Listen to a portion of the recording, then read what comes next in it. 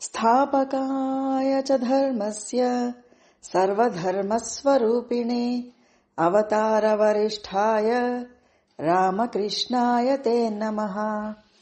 జననీం శారదాం దేవీం రామకృష్ణం జగద్గురుం పాదపద్మే తయోశ్రిత్వా ప్రణమామి ముహుర్ముహుః. నమః శ్రీయతిరాజాయ వివేకానందసూరయే సచ్చిత్సుఖస్వరూపాయ స్వామినే తాపహారిణే. గురుర్బ్రహ్మా గురుర్విష్ణుః గురుర్దేవో మహేశ్వరః గురు సాక్షాత్ పరం బ్రహ్మ తస్మై శ్రీ గురవే నమః. శ్రీమద్ వాల్మీకి రామాయణము సుందరాకాండలోని 60వ సర్గ నుంచి 68వ సర్గ వరకు గల అంశాలను ఈరోజు మనము పరిశీలిద్దాం. శ్రీరాముల వారు రాజసింహుడు. ఆయన తన పరాక్రమం చేత మాత్రమే సీతాదేవిని తీసుకురా వస్తారు గాని ఇతరుల పరాక్రమం మీద ఆధారపడరు. కాబట్టి మనమందరం కూడా ఆయన ఆలోచనని అనుసరించడమే మనకి యుక్తియుక్తము, అలాగే చేయాల్సి ఉంటుంది అంటూ జాంబవంతుడు సూచన చేసేసరికి మిగతా వానర వీరులందరూ కూడా దానికి అంగీకరిస్తారు, ఆమోదిస్తారు. అనంతరం ఆ వానరులందరూ కూడా ఎంతో సంబరపడిపోతున్న వారయ్యి హనుమంతుల వారిని ముందుంచుకుని మహేంద్రగిరిని విడిచిపెట్టి పైకి ఎగురుతారనమాట. అలా వారందరూ ఆకాశంలోకి ఎగిరేసరికి ఆకాశం మొత్తం కప్పివేస్తున్నారా అన్నట్టుగా ఉన్నారన్నమాట. అలా ఆకాశంలో వెళ్తూనే సకల ప్రాణులతోటి గౌరవించబడేవారు, మిక్కిలి ప్రజ్ఞాశాలి, బలసంపన్నుడు, శీఘ్రంగా సాగిపోగలవాడు అయిన హనుమంతుల వారిని తమ చూపులతో ఎంతో ఆనందపడిపోతూ తదేక దృష్టితో ఆయన్నే చూసుకుంటూ ఉండిపోతున్నారన్నమాట వీళ్ళందరూ కూడా. ఎందుకంటే హనుమంతుల వారు సముద్రాన్ని లంఘించడానికి పూనుకోక ముందు ఈ వానరులందరూ కూడా ప్రాయోపవేశం చేయడానికి సిద్ధపడి చాలా విషాదంలో మునిగిపోయి ఉన్నారు. కానీ 100 యోజనాల సముద్రాన్ని లంఘించడము, అసాధ్యమైన లంకలోకి ప్రవేశించడము, ఎన్నో రకాలైన సాహసాలను చేసి సీతమ్మ వారిని చూసి రావడము, లంకని దహించడము మొదలైన ఘనకార్యాలన్నీ సాధించుకుని వచ్చిన మారుతిని చూసేసరికి ఆయన వల్ల వాళ్ళందరి ప్రాణాలు కాపాడబడేసరికి వారందరూ కూడా హర్ష ఉల్లాసాలకి లోనయ్యి రెప్పవార్చకుండా ఎంతో పూజ్య భావంతో ఆయననే చూసుకుంటూ ఉండిపోయారన్నమాట. సీతాదేవి జాడను తెలుసుకోవడం అనే కార్యసాఫల్య లాభంతో వాళ్ళ మనసులన్నీ కూడా ఉత్సాహపూరితాలు అయిపోయాయన్నమాట. ఈ సంతోష వార్తను ఎప్పుడెప్పుడు శ్రీరాముల వారికి సుగ్రీవుడికి తెలుపుదామా అని చెప్పి వాళ్ళు ఎంతో ఆత్రుతతో ముందుకు సాగుతూ ఉన్నారు. అలాగే రావణుడితో యుద్ధం చేయడం కోసం వాళ్ళందరూ చాలా ఒబ్బలాటపడుతూ ఉన్నారు.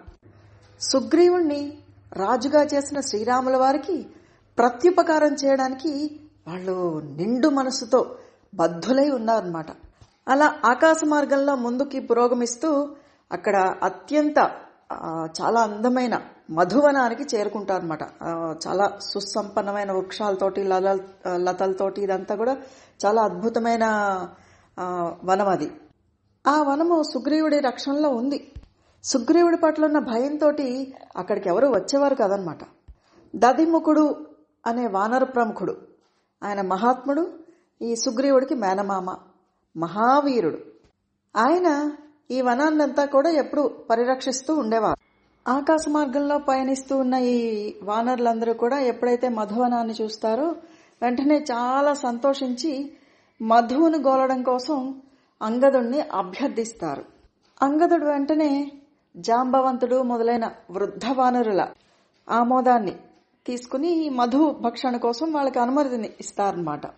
అలా అంగదుడు అనుమతిని ఇచ్చేసరికి వీళ్ళందరూ ఎంతో ఆనందపడిపోయి తేనె పట్టులతో నిండి ఉన్న చెట్లపైకి ఎక్కేశారు. కమ్మని దుంపలని, మధుర ఫలాల్ని భక్షిస్తూ ఎంతో ఆనందాన్ని పొంది మత్తులో మైమరిచిపోతూ ఆనందంతో నృత్యం చేస్తూ గానాలు చేస్తూ చెట్ల కొమ్మల మీద నుంచి తలకిందులుగా వెళ్లాడుతూ పక్కపక్క నవ్వేసుకుంటూ అటు ఇటు తిరిగేస్తూ గంతులేసుకుంటూ ఒకళ్ళనొకళ్ళు ఆశ్రయిస్తూ ఒకరి వీపు మీద ఇంకొకళ్ళు ఎక్కుతూ ఒకళ్ళతో ఒకళ్ళు మాట్లాడేసుకుంటూ ఇలా పరస్పరం ఆటపాటల్లో మునిగిపోయి చాలా ఆనందాన్ని పొందుతారనమాట. ఈ వానరులందరూ కూడా చాలా అతిగా మధుపానం చేసేసరికి వాళ్ళ మనస్సులు అదుపు తప్పుతాయి. వారి వికార చేష్టలన్నీ కూడా ఈ వనమంతా కూడా వ్యాపిస్తాయన్నమాట. ఇక యథేచ్ఛగా ఆ వనంలో మధువనంలో ఉన్న అన్నిటినీ తినేస్తూ మధువుల్ని సేవించేస్తూ పత్రాలతో పుష్పాలతో కలకల్లాడుతున్న చెట్లను ధ్వంసం చేస్తూ ఉండగా చూసి ఆ వనానికి పాలకుడైన దదిముఖుడు వాళ్ళ మీద కోపంతో వచ్చి వాళ్ళని వారిస్తారు. అయితే అప్పటికే మత్తిల్లి ఉన్న ఈ వానరులందరూ కూడా వనరక్షకుడి మాటలు, ఆయన వృద్ధుడైనా కూడా ఆయన మాటలు వినకుండా మితిమీరి ప్రవర్తిస్తూ ఆయన్నే భయపెట్టేస్తారన్నమాట. ఇంకా దాంతో ఆయనకి చాలా కోపం వచ్చేస్తుంది వీళ్ళ మీద. వీళ్ళందరినీ వారించడం కోసం ఆయన దదిముఖుడు కొంతమందితో పరుషంగా మాట్లాడతారు. వాళ్ళెవరూ పట్టించుకోకపోయేసరికి కొంతమందిని అయితే అరచేతులతో చరుస్తారు, మరి కొంతమందితో కలహం పెట్టుకుంటారు, ఇంకొంతమందికి సాయోపాయంగా వాళ్ళని ప్రార్థిస్తారు, కొందరిని సామవచనాలతో నివారించే ప్రయత్నం చేస్తారు. అరే ఏం చేసినా కూడా ఎలాంటి జంకు గొంకు లేని కపివర్లందరూ కూడా దోషమని కూడా తలంపకుండా బలప్రయోగం చేత అతన్ని చుట్టుముట్టేసి అతన్ని భయపెట్టడమే కాకుండా వనమంతా కూడా ధ్వంసం చేసేస్తారు. ఎందుకంటే వాళ్ళందరూ కూడా దదిముఖుడి కారణంగా కొంత కలత చెందిన మనస్కులు అవుతారనమాట. అది గమనించిన హనుమంతుల వారు ఎంతో చక్కటి మాటలతోటి మీరందరూ ప్రసన్న మనస్కులయ్యి మధువుని స్వీకరించండి, అడ్డు వచ్చిన వాళ్ళని నేను నివారిస్తాను అంటూ వాళ్ళకి భరోసానిస్తారు. అది విన్న అంగదుడు కూడా రామకార్యాన్ని సిద్ధించుకుని వచ్చిన హనుమంతుడి మాటను నేను విధిగా పాటిస్తాను, అది ఏ కార్యమైనా సరే ఘనకార్యం విషయంలో ఇంకా చెప్పాల్సిందేముంది, మీరు ఎలా కావాలంటే అలా చేసుకోండి అని చెప్పి మళ్ళీ అనుమతినిచ్చేసరికి వాళ్ళందరూ బాగుంది అంటూ ఎంతో సంతోషంతో అంగదుడిని ప్రశంసిస్తారు. అదే సమయంలో ఈ మధువనాన్ని రక్షించడం కోసం ఆరాటపడుతూ వందల కొద్దీ వనపాలకులు అక్కడికి వస్తారనమాట. వాళ్ళందరినీ కూడా వీళ్ళు మీద పడి కొట్టేస్తారు. ఎందుకంటే ఈ వానరులందరూ చాలా బలవంతులు. కడుపు నిండా తాగినంత తాగి మిగతావన్నీ నేల మీద పోసేస్తూ ఉంటారు. తేనె పట్టులతో ఒకళ్ళనొకళ్ళు కొట్టుకుంటూ ఉంటారు. ఒకరినొకరు పైకెత్తి నేల మీద పడేసుకుంటూ ఉంటారు. కొంతమంది నడవలేక తడబడుతూ ఉంటారు. అక్కడికి వచ్చిన దదిముఖుడి యొక్క అనుచరులైన వనపాలకుల్ని ఈ వానరులందరూ భయపెట్టేసి బాధించేసరికి వాళ్ళందరూ కూడా నాలుగు పక్కలకి పలాయనం చిత్తగిస్తారు. దదిముఖుడికి కంప్లైంట్ ఇచ్చి అతనితో మొరబెట్టుకుంటారు. దాంతో దదిముఖుడికి చాలా కోపం వచ్చేసి అదే సమయంలో దెబ్బలు తిని వచ్చిన తన అనుచరుల్ని కొంతవరకు ఓదార్చి, పదండి బలగర్వితులైన వానరుల దగ్గరికి వెళ్లి వాళ్ళని మన బల ప్రయోగంతో వాళ్ళని నివారిద్దాము అంటూ కొంచెం గట్టిగా చెప్పేసరికి వెంటనే వనపాలకులందరూ కూడా అతడితో కలిసి మధువనానికి బయలుదేరతారనమాట. క్రుద్ధులై ఉన్న వానరులందరూ కూడా రాళ్లు, వృక్షాలు, పర్వతాలు వీటన్నిటినీ చేత్తో పట్టుకుని వానర ప్రముఖులున్న ప్రదేశానికి బయలుదేరతారు. వేల కొద్దీ ఉన్న ఈ వనపాలకులందరూ కూడా బలగర్వంతో వృక్షాల మీద నేల మీద అంతా తిరుగుతూ ఉన్నాయి అంగదాది వానరులందరినీ కూడా చుట్టుముట్టేసి వారిపై కలయబడడం మొదలు పెడతారు. అది చూసి హనుమంతుల వారు వాళ్ళందరినీ నిలవరిస్తూ వాళ్ళని ఎదుర్కొంటారు. అంగదుడు కూడా తన మీదకి వృక్షాన్ని తీసుకొస్తున్న క్రుద్ధుడై ఉన్న దదిముఖుణ్ణి చూసి ఈయన కూడా చాలా కోపం వచ్చి ఆయన్ని తన బాహువులతో కొడతారనమాట. మత్తులో ఉండడం వల్ల ఇతడు నాకు పూజ్యుడైన తాత అని కూడా గుర్తించలేని స్థితిలో ఉండి వెంటనే నేల మీద పడద్రోసి ఆయన్ని దదిముఖుడిని కుమ్మడం మొదలు పెడతారు. ఇలా బుద్ధిని నశింపచేస్తుంది కాబట్టే, మంచి చెడుల విచక్షణను లేకుండా చేస్తుంది కాబట్టే మధుపానాన్ని పంచమహాపాతకాల్లో ఒకటిగా చేరుస్తారు. ఇలా అంగదుడు కొట్టిన దెబ్బలకి దదిముఖుడు క్షణకాలం పాటు మూర్ఛెల్లిపోతారు. ఆయన శరీరం అంతా కూడా రక్తసిక్తం అవుతుంది. ఇక ఏమి చేయడానికి లేక తన అనుచరులను తీసుకుని పక్కకు వెళ్లి వాళ్లతో ఏకాంతంగా, ఇంకా వీళ్ళని ఇట్లాగే ఉండనివ్వండి, వీళ్ళ ఏం చేసినా కూడా వీళ్ళని కంట్రోల్ చేయడం మన వల్ల కాదు, మనకి ప్రభువు సమయస్ఫూర్తి కలవాడు, కఠోరంగా శాసించేవాడు, సముచితంగా మాట్లాడేవాడు అయిన సుగ్రీవుడు అండ్ రాముల వారి దగ్గరికి వెళ్ళి అక్కడికి వెళ్ళి మనం వీళ్ళ గురించి చెప్దాము. ఈ అంగదుడు చేస్తున్న దోషాలన్నిటినీ కూడా మనము ఆ ప్రభువుకి నివేదిద్దాము. ఇక ఆయనే వీళ్ళందరినీ శిక్షించాల్సి ఉంటుంది. అసలు ఈ మధువనము మహాత్ముడైన సుగ్రీవుడికి ప్రాణప్రియమైనది, తండ్రి తాతల నుంచి ప్రాప్తించినది, దివ్యమైనది. దేవతలకు కూడా ఇందులో అనుమతి లేదు. ఇక ఈ మధుపాన లోలురైన ఈ వానరులందరికీ ఇక నూకలు చెల్లినట్టే. సుగ్రీవుడు వీళ్ళ మిత్రులందరినీ కూడా తగిన రీతిలో దండిస్తారు. రాజాజ్ఞని ధిక్కరించినందుకు వీళ్ళందరూ కూడా వధార్హులే. అప్పుడే అలా జరిగితేనే దుస్సహమైన మన కోపం చల్లారుతుంది, పదండి అంటూ ఆ వనరక్షకులతో పలికి వాళ్లతో కలిసి వెంటనే సముద్ర మార్గం ద్వారా ఎగురుతూ క్షణం కాలంలో సుగ్రీవుడున్న వనానికి చేరుకుంటారన్నమాట. ఆకాశం నుంచి కిందకి దిగి ఎంతో దీనవదనుడయి వినమ్రుడయి చేతులు జోడించి ఈ సుగ్రీవుడి పాదాలకి ప్రణమిల్లి ఒక పక్కగా నిలబడతాడు. ఇలా పాదాలపై పడుతున్న దధిముఖుడిని చూసి సుగ్రీవుడు ఆందోళన పడతాడు, ఏం జరుగుంటుంది అని. సరే లేలే, ఎందుకు నువ్వు ఇలా నా పాదాల మీద పడ్డావు, నీకు అభయం ఇచ్చేశాను, ఏం పర్వాలేదు, ఏ విషయాన్నైనా కూడా విపులంగా చెప్పు, ఎందుకింత తత్తరపడుతున్నావు, మధువనం భద్రంగానే ఉంది కదా, ఈ విషయం ముందు నాకు తెలుపు అంటూ దధిముఖుడిని ఓదారుస్తాడు సుగ్రీవుడు. వెంటనే దధిముఖుడు ఈ వానరులందరూ ఈ వనంలోకి ప్రవేశించి ఫలాలన్నింటినీ భక్షించేసి దానిని భగ్నం చేయడం గురించి చెప్పి వాళ్ళు ఎంతలా అడ్డుకోవాలని చూసినా లెక్క చేయకుండా అన్నిటినీ భక్షించేసి ఎలా సేవించారు ఇవన్నీ కూడా, అంటే భయపెట్టినా వారించినా ఏమీ లక్ష్య పెట్టకుండా మొత్తం అన్ని ఫలాలన్నింటినీ తినేస్తూ మధుల్ని తాగేస్తూ వనం మొత్తాన్ని నాశనం చేసిన విషయాన్నంతా చెప్పి ఎంతలా చెప్పినా కూడా వాళ్ళు మా చెప్పిన మాట వినలేదు, పైగా మా అందరినీ చావగొట్టి తరిమేశారు, మధువనాన్ని పూర్తిగా పాడు చేసేశారు అంటూ మొరపెట్టుకుంటాడు సుగ్రీవుడి దగ్గర. ఇదంతా దూరంగా నుంచి చూస్తున్న లక్ష్మణస్వామి సుగ్రీవుడి దగ్గరికి వచ్చి, ఎందుకు ఈ వానరుడు ఇంతలాగా దుఃఖిస్తున్నాడు, ఇక్కడికి రావడానికి కారణం ఏంటి, ఏ విషయాన్ని నీకు నివేదించుకుంటున్నాడు అని అడిగేసరికి సుగ్రీవుడు లక్ష్మణుడితో ఇట్లా అంటారనమాట. అంగదాది వానర ప్రముఖులందరూ కూడా మధువనంలో చేరి ఫలాలను భక్షించేసి మధువులను గ్రోలేసి ఆ వనాన్నంతా కూడా భగ్నం చేసేశారు అని చెప్పి దధిముఖుడు చెప్తున్నాడు. దక్షిణ దిశలో సీతాన్వేషణను ముగించుకుని వచ్చిన వారు తమ కార్యం సఫలం అయ్యుండకపోతే ఖచ్చితంగా ఇలాంటి పనులకు పూనుకొని ఉండరు. వనరక్షణ పాలకులకు నాయకుడిగా నియమించిన దధిముఖుడిని కూడా వాళ్ళు లక్ష్య పెట్టలేదు అన్నదాన్ని బట్టి చూస్తే సీతాదేవి ఖచ్చితంగా కనబడే ఉంటారు, ఇందులో సందేహం లేదు. ఆ చూసినవాడు కూడా హనుమంతుడు తప్ప మరి ఒకడు అయ్యి ఉండడు. ఎందుకంటే హనుమంతుడిలో కార్యసాధన కౌశలము, ప్రజ్ఞ, ప్రయత్న సామర్థ్యము, పరాక్రమము, శాస్త్రజ్ఞానము చక్కగా నెలకొని ఉన్నాయి. కాబట్టి ఈ కార్యాన్ని సాధించిన వాడు హనుమంతుడే అయ్యుంటారు, మరొకడు కానే కాడు.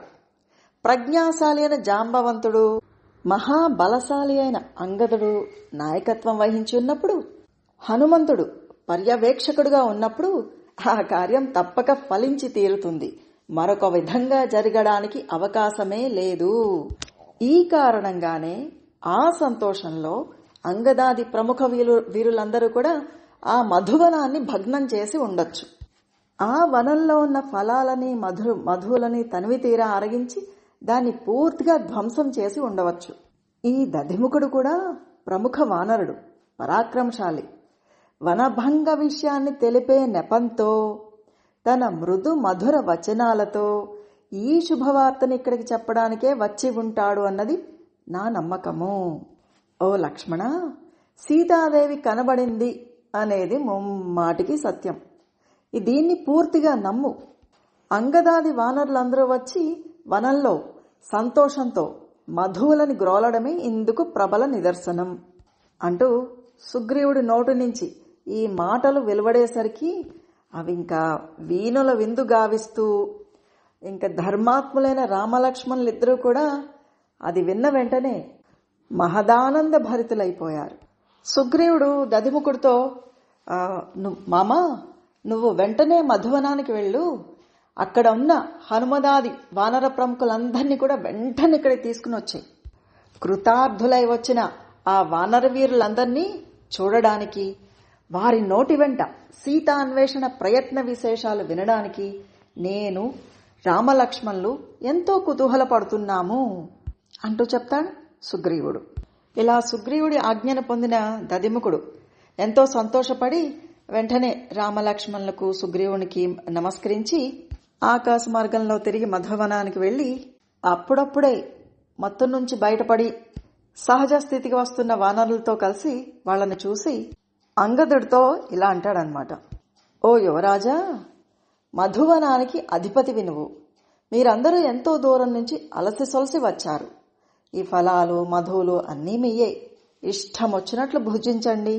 మూర్ఖత్వం వల్ల ఇంతకుముందు తప్పు చేశాను. మా దోషాలను మన్నించు. ఇంతకు ముందే నేను మీ పినతండ్రి అయిన సుగ్రీవుడి దగ్గరికి వెళ్లి నువ్వు ఈ వానరోత్తములు అందరూ ఇక్కడికి వచ్చినట్లుగా ఆయనకి తెలిపాను. మధువనం ధ్వంసమైన వార్త విని కూడా మీ పినతండ్రి అయిన సుగ్రీవుడు కోపగించుకోలేదు సరికదా. ఎంతో సంతోషపడ్డారు. వాళ్ళందరినీ వెంటనే ఇక్కడికి పంపించు అంటూ నన్ను ఆదేశించారు అంటూ చెప్తాడు దధిముఖుడు. వెంటనే అంగదుడు తన సహచర వానరులతో ఎంతో మృదుగా, బహుశా సీతాదేవి జాడను తెలుసుకున్న విషయము శ్రీరాములు కూడా విని ఉంటారనే భావిస్తాను. ఎందుకంటే దధిముఖుడు మొహం సంతోషంతో వెలిగిపోతూ ఉంది. అతడెంతో సంతోషంతో ఈ సందేశాన్ని తెలపడం బట్టి నేను అలా అనుకుంటున్నాను. ఇక మనం ఇక్కడ కార్యసిద్ధి అయిన తర్వాత మనం ఇక్కడ ఒక క్షణం కూడా ఉండాల్సిన పని లేదు. సుగ్రీవుడి దగ్గరికి వెంటనే వెళ్లిపోవడమే మన కర్తవ్యము. అయితే నేను మీ ఆధీనంలో ఉన్నవాడిని. మీరందరూ కలిసి కర్తవ్యాన్ని నిర్వర్తించండి. ఆ ప్రకారం నేను చేసుకుంటూ వెళ్ళిపోతాను. నేను యువరాజునే అయినప్పటికీ కూడా మిమ్మల్ని ఆజ్ఞాపించగలవాడిని కాదు. మీరు కార్యాన్ని సఫలం చేసుకొచ్చారు కాబట్టి మిమ్మల్ని నేను శాసించడానికి తగదు అంటూ చక్కటి మంచి మాటలు చెప్పేసరికి వానరులందరూ కూడా చాలా సంతుష్టులైపోతారు. సామాన్యంగా లోకంలో ప్రభు అయిన వాడు ఎవడైనా కూడా ఐశ్వర్య మదమత్తుడై నేనే సర్వాధికారిని అని తలుస్తూ ఉంటాడే గాని ఈ విధంగా నమ్రతతో పలకడు కదా. ఇలా చెప్పడం నీకే తగింది, ఇంకొకరికి అసాధ్యము. భవిష్యత్తులో నీకన్నీ కూడా మహాశుభాలే కలుగుతాయి, ఇది సూచకము అని చెప్తూనే అనంతరం అందరూ కలిసి చక్కగా ఆకాశ మార్గంలో ఎగిరి సుగ్రీవుడి వద్దకు చేరుకుంటారు. ఇలా అంగదుడు వీళ్ళందరూ కూడా తనని సమీపిస్తుండగా చూసి సుగ్రీవుడు సీతాదేవి విరహ కారణంగా ఎంతో దుఃఖమగ్నుడై ఉన్న శ్రీరాముడి దగ్గరికి వెళ్లి ఇట్లా అంటాడనమాట. ఓ రామా, ఖచ్చితంగా సీతాదేవి కనిపించారు, ఇందులో సందేహమే లేదు. అదుగో చూడు, అంగదాదులందరూ రానే వచ్చేశారు. అలా కాకపోయి ఉంటే గడువు తీరిన తర్వాత వాళ్ళు ఇక్కడికి రావడం అనేది అసంభవం. అంగదుడి అమితోత్సాహాన్ని చూస్తుంటే నాకు ఈ విషయం పూర్తిగా తేటతెల్లమవుతోంది. ఒకవేళ వానరులు ఈ కార్యాన్ని సాధించకుండా ఉండి ఉంటే మధువనాన్ని భగ్నం చేసి వచ్చిన అంగదుడు దీనవదనుడై భ్రాంతితో మనసు కలత చెందినవాడై ఉండేవాడు. పైగా ఎట్టి పరిస్థితుల్లో కూడా మా తాత ముత్తాతల నుంచి వచ్చిన ఆ వనాన్ని ధ్వంసం కానిచ్చేవాడు కాదు. ఎందుకంటే అతడు బాధ్యత గల యువరాజు కాబట్టి ఖచ్చితంగా సీతాదేవి కనిపించింది, ఇందులో సందేహమే లేదు. ఆమెను దర్శించి వచ్చినవాడు హనుమంతుడే. ఇలాగే జరిగి ఉంటుందని నేను ఊహిస్తున్నాను. ఊహించడమే కాదు, ఇది నా పరమ విశ్వాసం అంటూ చెప్తాడు సుగ్రీవుడు. ఈలోగా మహావీరులైన అంగదాది ప్రముఖులు ఎంతో ఆనందంతో పొంగిపోతూ సుగ్రీవుడి వద్దకి ఈ పురుషోత్తముడైన శ్రీరాముడు ఉన్న ప్రదేశం దగ్గరికి వస్తారు. హనుమంతుడు రాముల వారికి వెంటనే సాష్టాంగ నమస్కారం చేసి కనుగొంటిని సీతమ్మను అనే అమృతతుల్యమైన మాటని మాట్లాడతారు. అది విన్న వెంటనే రామలక్ష్మణులిద్దరూ కూడా మహదానంద భరితులైపోతారు. హనుమంతుడే కార్యాన్ని సాధించగలడు అనే విశ్వాసం గల లక్ష్మణుడు సంతుష్టుడై గౌరవ ఆదరాలను కూర్చుతూ తన చూపులతో ఆ సుగ్రీవుణ్ణి సంతోషపెడతారు. ఎందుకంటే రామకార్యార్థం కోసం హనుమంతుడిని పంపించిన వాడు సుగ్రీవుడే. హనుమంతుడే ఈ కార్యాన్ని సాధిస్తాడు అని గట్టిగా నొక్కి చెప్పినవాడు సుగ్రీవుడే. కాబట్టే అతడు లక్ష్మణ స్వామి యొక్క గౌరవ ఆదరాలతో కూడిన చూపులకి అర్హుడయ్యాడు. ఇక శత్రు సంహారకుడైన శ్రీరాముడు సంతోషంలో ఓలలాడుతూ అత్యంత గౌరవ భావంతో హనుమంతుడిని చూశారట. ఆ చూపుకి ఆ రాముల వారి ఆ ప్రేమపూర్వకమైన చూపు తమ మీద పడేసరికి హనుమంతుల వారు పొందిన బ్రహ్మానందానికి అవధులే లేకుండా పోయాయి. అప్పటికే హనుమంతుల వారి ద్వారా లంకలో జరిగిన విషయాలన్నీ కూడా వానరులు వినేసి ఉన్నారు కదా. ఆ విషయాన్నంతా కూడా రామలక్ష్మణులతో సుగ్రీవుడితో చెప్పడానికి వాళ్ళెంతో ఆతురత పడిపోతూ ఒకళ్ళ తర్వాత ఒకళ్ళుగా ఒక్కొక్క విషయాన్ని ఒక పసిపిల్లలు చెప్పినట్టు, వీళ్ళందరూ కూడా ఎంతో సరళ స్వభావులు. ఆ సరళత్వం వల్ల ఏంటంటే గబగబా ఒక పసిపిల్లలు ఎట్లాగా ఒక శుభవార్తని నేను చెప్తాను అంటూ ముందుకు వెళ్తారో అట్లా చక్కగా వివరించేయడానికి ఆతురత పడిపోతూ ఒకళ్ళ తర్వాత ఒకళ్ళు చెప్పేస్తూ ఉన్నారన్నమాట విశేషాలన్నీ కూడా. అప్పుడు రాముల వారు వాళ్ళందరినీ కూడా ఇలా అడుగుతారు, ఓ వానర్లారా, సీతాదేవి ఎక్కడ ఉంది? నా విషయంలో ఆమె ఏ అభిప్రాయంతో ఉన్నది? ఆమెకు సంబంధించిన ఈ విషయాలన్నింటినీ కూడా వివరంగా తెలపండి అనేసరికి ఆ రాముల వారి మాట విన్న వెంటనే, అంటే సీతమ్మ వారి వృత్తాంతాన్ని మొత్తం తెలిసిన వారు హనుమంతుల వారే కాబట్టి నువ్వు ముందుకు వచ్చి నువ్వే ఆయనకి వివరించు అంటూ ఆ వెనకాల నుంచున్న ఆయన్ని ముందుకు తోస్తారు అందరూ కూడా. అప్పుడు హనుమంతుల వారు దక్షిణ దిక్కుకు అంటే లంకకేసి తిరిగి సీతమ్మ వారికి వినయభావంతో ప్రణమిల్లి అప్పుడు సీతాదేవిని దర్శించిన రీతినంతటినీ కూడా సవివరంగా మొత్తం రాముల వారికి వివరిస్తారు. సీతమ్మ వారు ఇచ్చిన చూడామణిని రాముల వారి చేతిలో పెడతారు. సీతాదేవి ఇచ్చిన సందేశాన్ని కూడా క్రమం తప్పకుండా సంపూర్ణంగా తెలియజేస్తారు. ఆ చూడామణిని చేతిలోకి తీసుకున్న వెంటనే శ్రీరాముల వారు దాన్ని హృదయానికి హత్తుకుని ఎంతో దుఃఖిస్తారు. అది చూసిన లక్ష్మణుడు కూడా కంటతడి పెట్టుకుంటాడు. సుగ్రీవుడితో రాముల వారు ఇలా అంటారన్నమాట, ఓ సుగ్రీవా, మామయ్యైన జనక మహారాజు వివాహ సమయంలో సీత యొక్క తల్లి ద్వారా నా తండ్రి సమక్షంలో ఆమెకి ఈ కానుకను ఇచ్చారు. ఈ విశిష్టమైన మణిని చూడగానే నాకు మా తండ్రి అయిన దశరథుణ్ణి, మా మామయ్య అయిన జనకుణ్ణి దర్శించినట్టుగా అనిపించింది. దప్పికగొన్నవాడికి నీరు లభించినట్లుగా సీతాదేవి పలికిన పలుకులు, ఆ మధుర వచనాలు పదే పదే వింటూ ఉంటే నాకెంతో హాయిని కలిగిస్తూ ఉన్నాయి. అదే సమయంలో వైదేహి లేకుండా జల సంభవమైన ఈ చూడామణిని చూడడం వల్ల నా దుఃఖం ఇంకా అధికమయ్యింది. ఓ లక్ష్మణ, సీతాదేవి ఒక్క మాసం తన ప్రాణాలను నిలుపుకుంటే ఆమె చిరకాలం జీవించినట్లనే తలవవచ్చు. కానీ ఆ జానకి లేకుండా ఇక ఒక్క క్షణమైనా కూడా నేను జీవించలేను. ఓ మారుతి, నాకు అత్యంత ప్రీతి పాత్రురాలైన సీతాదేవి ఉన్న ప్రదేశానికి నన్ను చేర్చు. ఆమె ఉనికి తెలిసిన తర్వాత ఒక్క క్షణం కూడా నేను ఇక్కడ ఉండలేకపోతున్నాను. ఓ హనుమా, నా భార్య మృదు స్వభావం కలది, మధురంగా మాట్లాడేది. నా వియోగ దుఃఖంలో ఉన్న ఆమె పలికిన మాటలనే నాకు యథాతథంగా వివరించు. దుఃఖ పరంపరను పొంది జానకి ఎట్లా జీవిస్తూ ఉన్నది అని అడిగేసరికి అప్పుడు హనుమంతుల వారు చిత్రకూట పర్వత ప్రాంతాలలో జరిగిన సీతమ్మ వారు చెప్పిన కాకాసుర కథని అంతటినీ వివరించి, అప్పుడు సీతమ్మ వారి వక్షస్థలం నుంచి కాకి గీరగా వచ్చిన రక్తం వల్ల రాముల వారికి మెలకు వచ్చి దాంతో క్రుద్ధులయ్యి తాము కూర్చున్న ఆసనం నుండి ఒక దర్భను తీసుకుని దానిని మంత్రించి బ్రహ్మాస్త్రంగా ప్రయోగించి అనంతరం శరణు వేడిన కాకాసురుణ్ణి రక్షిస్తూ బ్రహ్మాస్త్రం వ్యర్థం కాకుండా ఆ కాకి యొక్క కుడికంటిని తొలగించడము మొదలైన విషయాలన్నిటినీ కూడా సీతమ్మ వారు చెప్పిన ఈ విషయాలన్నిటినీ కూడా హనుమంతుల వారు రాముల వారికి చెప్తారు. అలాగే సీతమ్మ వారు రాముల వారికి చెప్పమన్న సందేశాన్ని కూడా ఇక్కడ వివరిస్తారన్నమాట. ఆవిడ ఎలా చెప్తారంటే, ఆవిడ నాతో అంటే, ఓ హనుమా, దశరథుని కుమారుడైన శ్రీరాముడు యుద్ధంలో రావణుని హతమార్చి శీఘ్రంగా నన్ను కొనుపోయేట్లు ఆయనతో నేను చెప్పినట్లుగా మరీ మరీ చెప్పు అంటూ సీతమ్మ వారు చెప్పారు. దానికి నేను సీతమ్మ వారికి ధైర్యవచనాలను పలుకుతూ శ్రీరాముల వారు త్వరలోనే లంకలోకి ప్రవేశించి రావణుణ్ణి హతమార్చడంతో పాటు నిన్ను ఈ లంక నుంచి తీసుకుని పోగలరు. శ్రీరాముడి వనవాసం ముగిసిన వెంటనే నీతో కలిసి అయోధ్యలో పట్టాభిషిక్తుడవడం నువ్వు త్వరలోనే చూడగలవు అంటూ చెప్పాను.